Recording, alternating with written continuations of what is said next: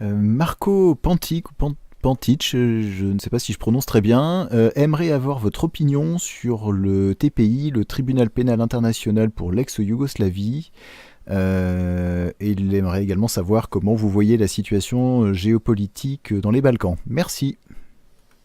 Alors, le tribunal pénal international, moi je me suis déjà, je crois, exprimé dessus.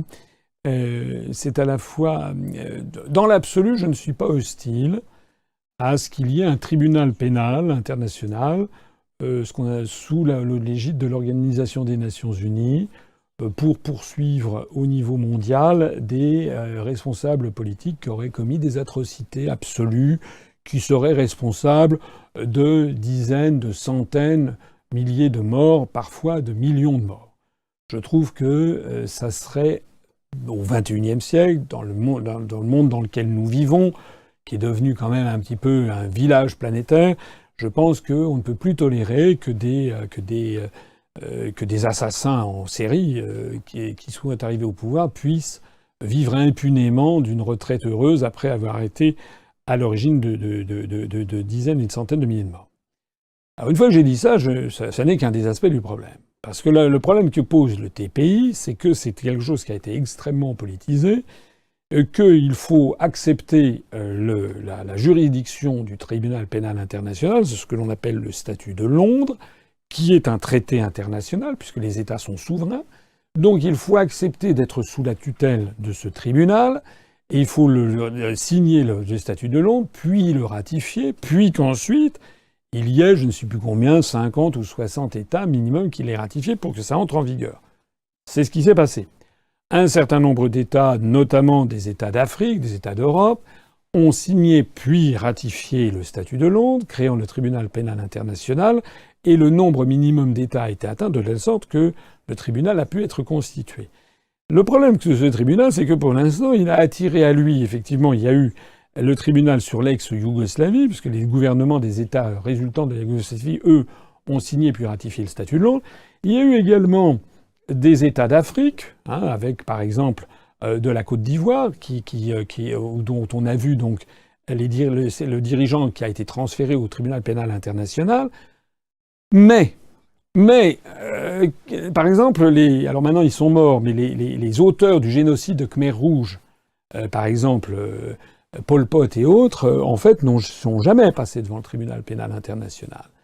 Et puis surtout, les responsables des guerres illégales qui ont eu lieu, à commencer par la guerre en Irak, où il y a minimum 800 000 morts civiles, qui est une guerre illégale au regard du droit international, puisque jamais les États-Unis d'Amérique ont obtenu le feu vert de l'Organisation des Nations Unies, le Conseil de sécurité, en vertu du chapitre 7 de la Charte.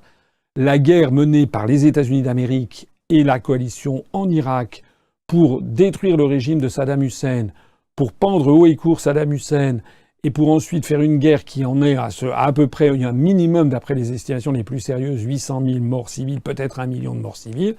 C'est exactement l'incrimination de crimes contre la paix, de crimes de guerre, peut-être même de crimes contre l'humanité et de crimes économiques, c'est-à-dire les 4 incriminations du tribunal de Nuremberg. Donc normalement, et ça ne préjuge pas d'ailleurs du jugement final, mais normalement, George W. Bush, Anthony Blair, le Premier ministre britannique de l'époque, et également certains dirigeants européens auraient dû être déférés au tribunal pénal international. Il n'en est rien, et pourquoi ? Parce que figurez-vous que les États-Unis d'Amérique, après avoir forcé un certain nombre de pays d'Afrique à signer puis ratifier le statut de Londres, les États-Unis d'Amérique n'ont pas ratifié le statut de Londres. Donc ça, c'est absolument inadmissible. Et moi, je considère que si nous arrivons, nous, au pouvoir, moi je suis pas défavorable, je l'ai dit, à ce qu'il existe un TPI, mais à condition que tous les pays du monde en fassent partie. Et j'estime que tant que les États-Unis d'Amérique, ou tant que le Royaume-Uni, n'auront pas signé, ratifié le traité le statut de Londres, c'est-à-dire qu'on ne puisse pas déférer leurs propres dirigeants devant le tribunal pénal international, je considère que c'est une justice scandaleuse, à 2 vitesses, et une justice menée par le monde euro-atlantiste contre le reste du monde. Et je signale d'ailleurs qu'il y a eu un tribunal qui s'est tenu à Kuala Lumpur, en Malaisie, il y a 2 ans, je crois, et qui avait condamné justement pour crime de guerre Anthony Blair, justement sur l'affaire irakienne. Voilà mon sentiment sur le tribunal pénal international. Bon, pour le reste, sur les Balkans, là, je ne suis pas un expert de la situation. Ce que je sais en tout cas, c'est que il y a actuellement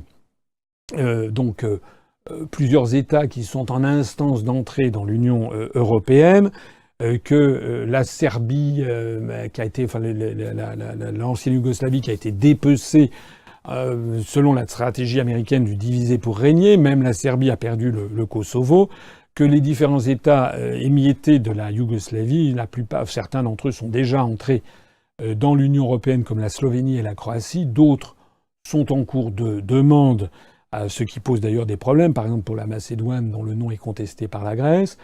Je dirais un mot sur les Balkans, je dirais quand même quelque chose qui a échappé en fait, je pense, à la majorité de nos concitoyens, c'est que depuis le 1er janvier, c'est la Bulgarie, qui est quand même un des pays principaux des Balkans, la chaîne du Balkan passe à travers la Bulgarie, c'est la Bulgarie qui désormais est présidente de l'Union européenne pour 6 mois.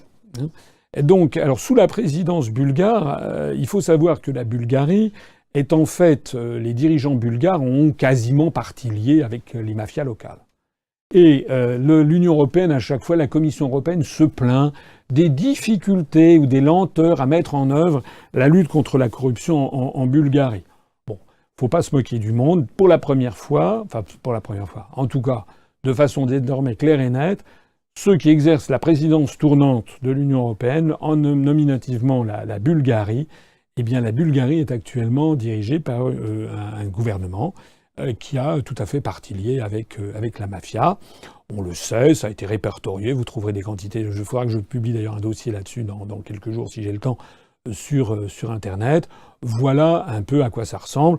J'avais déjà souligné il y a quelques mois de ça, lorsqu'une journaliste d'opposition à Malte a explosé avec sa voiture, que le Premier ministre maltais et puis deux de ses conseillers sont soupçonnés d'avoir partie liée avec la mafia, la vraie mafia. C'est à peu près avéré. Donc ce qui est en train de se passer dans les Balkans ou en Méditerranée révèle une tendance lourde de l'Union européenne, c'est que l'Union européenne est en train de progressivement virer dans des comportements de type mafieux. J'en profite pour remercier notre 29 643e adhérent, donc c'est le 4e adhérent depuis le début de ce direct, qui lui vient des Hauts-de-Seine, lui ou elle, je ne sais pas quel est son sexe. Merci à lui ou merci à elle de nous rejoindre. Mobilisons-nous vraiment sur ces adhésions.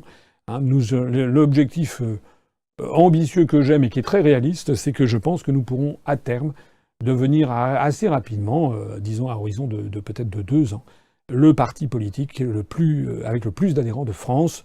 Je parle des vrais adhérents, je parle des adhérents à jour de cotisation, je ne parle pas des adhérents style République En Marche où n'importe qui peut être adhérent puisque c'est gratuit.